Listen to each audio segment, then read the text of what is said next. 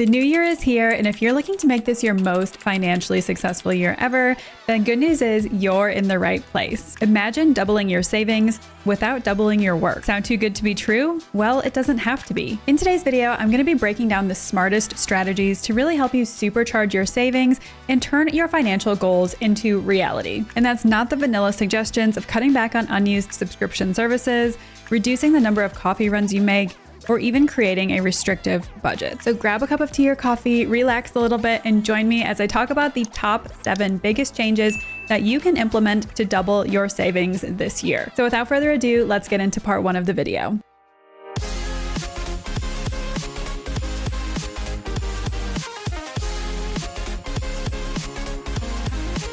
The first change that you can make is re-evaluating your spending categories. According to the U.S. Bureau of Labor Statistics, as of February 2025, the average American's household monthly expenses were $6,440, with housing accounting for 33% of that, followed by transportation at 17%, and then food, insurance, and healthcare. So let's talk about all this for a quick minute. So if you follow traditional financial influencers, or maybe people who just truly don't fully understand finances, you'll see a lot of them recommending things like cutting out the number of times that you're getting Starbucks each week. So to put this into perspective, I thought it would be the most beneficial to talk about this as a real life example, just so that you can truly see that there are plenty of other options that you can implement that will have a much more significant impact overall on your financial future and health. Let's say you currently go to Starbucks or some other coffee shop 5 days per week. The average price of a drink is roughly, let's say, $5. So you're spending $25 a week on coffee. Now,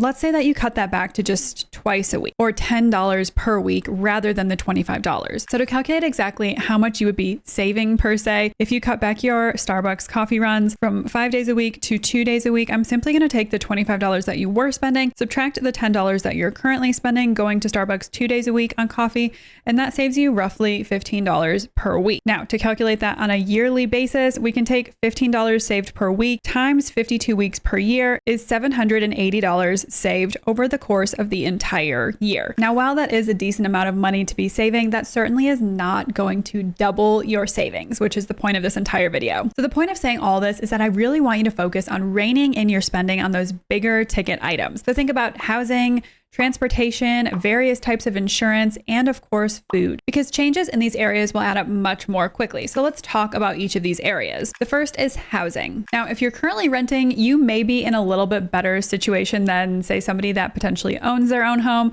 to negotiate your current monthly rental cost. And as a real estate investor myself, I can tell you that if any of my tenants came to me with these ideas, I would at least be willing to listen to them. So the first area where tenants might have a little wiggle room is in negotiating rent. Now, before you just go into this meeting with your landlord saying, hey, I'd like to pay less rent, you need to essentially come up with some ideas that might be appealing to your landlord so that it's a win-win for both of you. So if you plan on living in the same location for 18 months or maybe 24 months or even a longer period of time, I would start with that and offer to sign a longer lease. And if you've been a great tenant so far, you pay your rent on time, you're respectful, you report any maintenance issues right away, and you're just generally not a pain in the butt, then your landlord is probably going to be relatively open to this idea. It also creates some more tenant security. They don't have to worry about vacancy. They don't have to worry about tenant turnover, cleaning the units, and there's often just less wear and tear on their property having the same tenant in there for a longer period of time. The second area I would pay attention to here if you're renting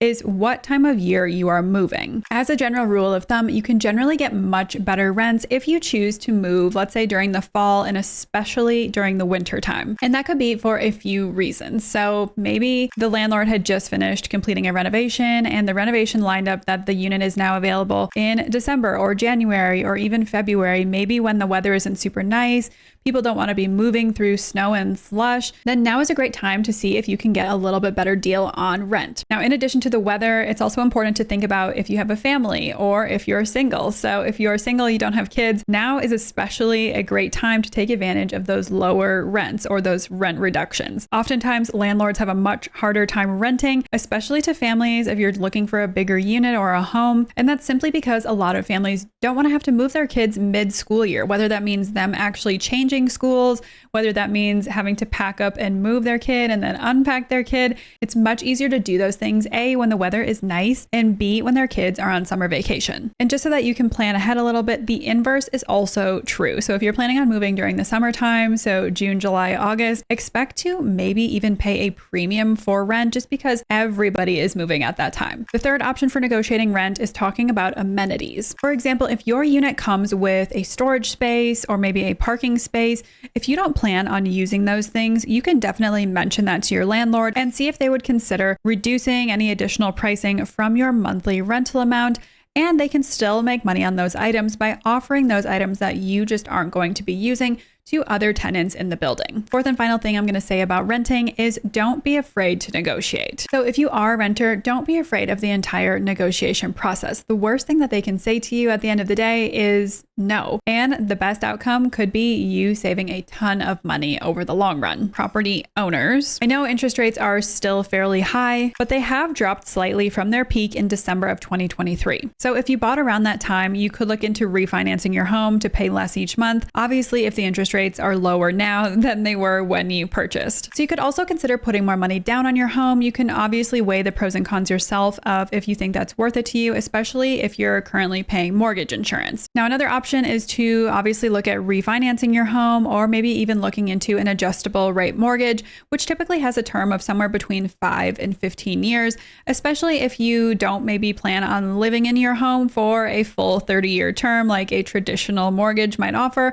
or if you think that interest rates within that 5 to 15 year period will drop lower than they currently are. Now, the nice part about an ARM is that they typically have lower interest rates than, let's say, a 30-year fixed rate mortgage. But again, when you refinance your home, you do have to pay closing costs again. So I would keep all of that in mind and really look big picture before you consider whether or not refinancing your home is worth it. Transportation. I know that the cost of cars has just gotten astronomically out of control. So again, if you have an older car that's almost paid off, I would really encourage you to resist the urge to buy the newest, brightest, shiniest looking car, especially until you either have some money saved up so that you aren't paying interest on whatever car you're planning on purchasing, or just considering holding off completely, because especially with tariffs kind of up in the air and changing on a daily basis, none of us really can know for sure how the auto industry is going to be affected over the next few years. So again, if you have a car that's almost fully paid off, I would really highly encourage you to resist the urge of going out and buying the newest, best model. Maybe just enjoy having no monthly car payment and allocate that money to somewhere else, maybe to a long-term financial goal,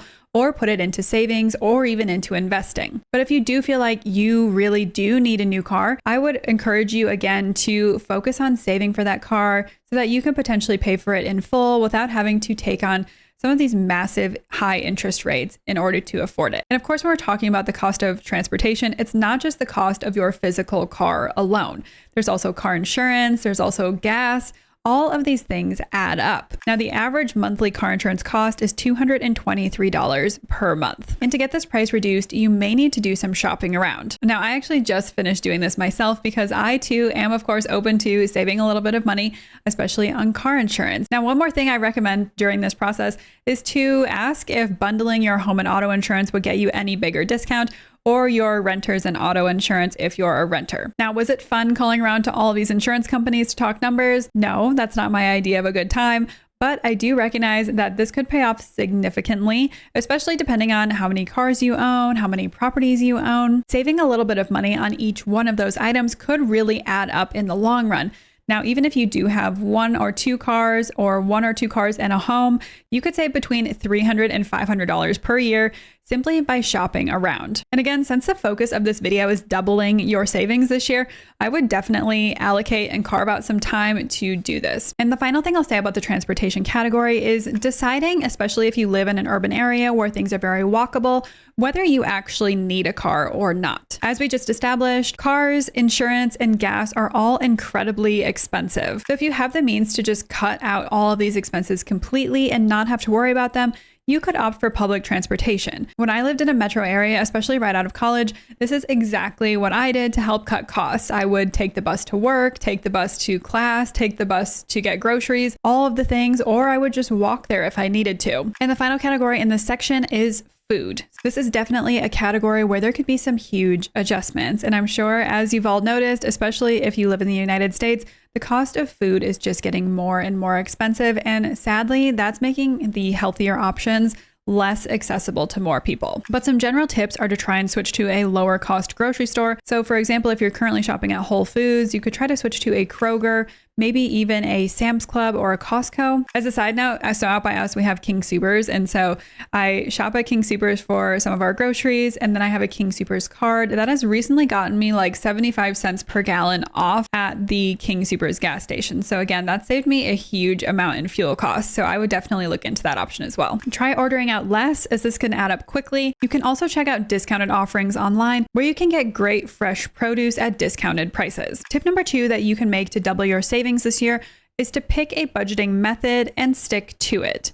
And that also includes cutting out non-essentials. Now, I recently made an entire video talking about a bunch of different budgeting methods, so I will make sure to link to that up above right here. And in that video, I basically talk about that to start any kind of budgeting method, you need to figure out what your income actually is. So in that video, I talk about how to calculate your net income, meaning how much money actually hits your bank account each month. If you're a W-2 employee, maybe you get paid bi-weekly or once monthly, you can very easily calculate this by simply totaling up your one paycheck or your 2 paychecks every month, or you can take your total income minus your total expenses, so any deductions like taxes, insurance, retirement contributions, those kinds of things.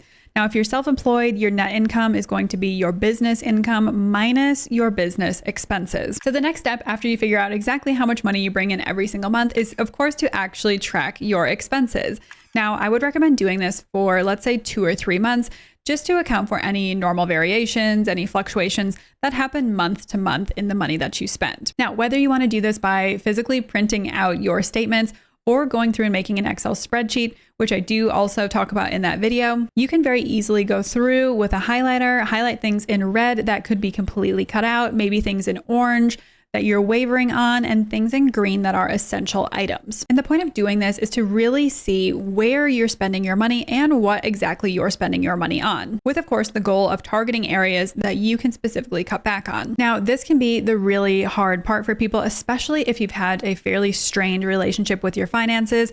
It's kind of like out of sight, out of mind. If I don't look at it, it doesn't exist. But I would guess that if you're watching this video, you're probably a pretty financially responsible person, or maybe you're at a point where you're just ready to see some significant financial change. And as we all know, that comes from being incredibly familiar with your current financial status. So don't avoid logging into your banking or your credit card profiles. Instead, think of this just like your job. It's your job and nobody else's to make sure that you are setting yourself up for a healthy and prosperous financial future. So log into those accounts often and take note of how much you're spending, what you're spending money on, and even if there are charges that you don't recognize. Just like you put in a lot of effort to stay on top of your physical and mental well-being, you also need to put in effort to stay on top of your financial well-being. And then from there, you can decide which budgeting method works for you. Again, really looking at things that you can cut out. Now, we all have things that can go. So think about things like a subscription to Netflix or Apple TV, maybe even Hulu. There are literally unlimited things that you could be subscribed to that just pull money automatically from your account every single month,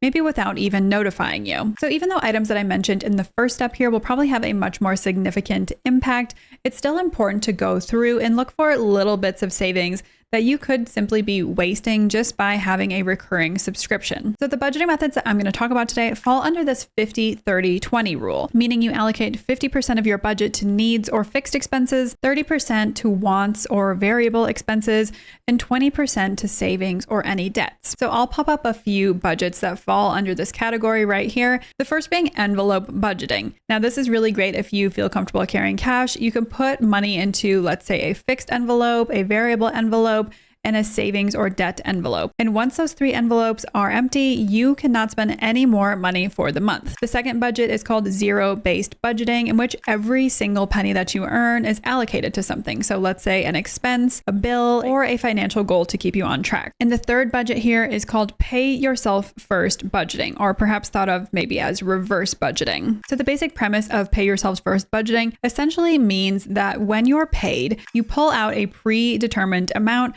for whatever your goal is. Let's say you're building an emergency fund, you're funding your retirement account, you're saving for a house or car or kids or college, any of those items, you pull money out for those things first. And then you basically pay your bills from whatever money is left over. So as recommended by this 50-30-20 budgeting method, if you really want to prioritize your savings, if you really truly want to double your savings this year, you should try to save roughly 20% of your paycheck every single month. So let's say you make $5,000 a month. You'd want to try and save $1,000 each month. Now, if you're going from saving absolutely nothing to saving 20% every single month, that might be a little bit jarring, or it might make you feel like you don't have much left over at the end of the month. So if you want to start slow, you can obviously feel free and do that. Maybe start by saving 5% this month, and then 10% next month, and then 20% 3 months from now. And approaching this in a little bit slower fashion can maybe increase your chances of sticking to your goal in the long run. Now, I know I harp on this channel about investing early and often, but again, I wanted to show you the power of investing early and the power of compound interest. So I'm going to pop up an example so that you can see this over time. But even if you start investing at 30 years old, you invest 20% of your income, you'll have more than $2 million by the time you retire. And if you're even younger than 30, I would highly advise to start now. Because as you know, if you've been watching a few of my other videos, the longer you let compound interest work for you, the better off and the more money you're going to have in the long run. The third and final change that I'm going to talk about in part 1 of this video series is paying off bad debt. The next step in helping you double your savings this year is to pay off any bad debt, so consumer debt. So for example, if you have any high interest credit card debt, this needs to be addressed first. Now, I purposely put this after choosing a budgeting method and tracking your spending, because I wanted you to really have a good understanding of your overall financial picture, really understand how much money you're spending, what you're spending your money on, so that you can focus on getting your spending under control, preventing that debt spiral before we focus on paying off that debt. The average APR, or annual percentage rate, on credit cards is 22.8%, meaning that if you don't pay your balance, you'll be paying 22.8% on that entire debt. So let's say your balance is $2,000. Now, if you can't pay this and you don't pay anything towards this, you're going to be paying nearly a $500 fee. So focus on making sure that 1, you aren't charging up your credit card to an amount that you can't pay off, and 2, you're paying off your credit card balance every single month. And it goes without saying that if you've been sent to collections over any of those charges, that needs to be addressed first and foremost, because that is now affecting your overall financial health and your credit score. And maybe you have put yourself in a situation where you have multiple credit cards that have outstanding balances. Now, there are a few ways that you could think of approaching this. The first approach is, instead of just paying down all of them, but not paying off any of them, maybe you could pick one that you can pay off now, maybe the one having the lowest balance, since that's most affordable for you at the moment, and then pay whatever you can towards the others. Now, having that one credit card paid off will marginally help your credit score. And then next month, you can pay off the card with the second lowest balance, and the following month, again, the card with the third lowest balance, so on and so forth, until all of your credit cards are paid in full. Now, the second option here is to pay down the cards that are closest to their credit limit. So let's say your credit limit is $5,000 and you have $4,500 charged to that specific card. So since you're essentially maxing out your credit cards, that again is going to be very detrimental to your credit score. So if you are in credit card debt, obviously there are a few different ways to address that. So you'll just have to weigh the pros and cons and pick whichever is best for you. However, the most important thing is that you get all of your credit cards paid off and you keep it that way. You make sure that this never happens again. So those are the 3 changes that I wanted to cover in today's part 1 video about how to double your savings in the next year. Now, I hope that this video was helpful. If you thought it was, please do me a huge favor and like this video and subscribe to my channel. I will be back with part 2 of this video in just a few days, so hold tight with me. Now, if you want to join me on my other social channels, I'll link those up above right here. Otherwise, I will see you in the next one. Bye.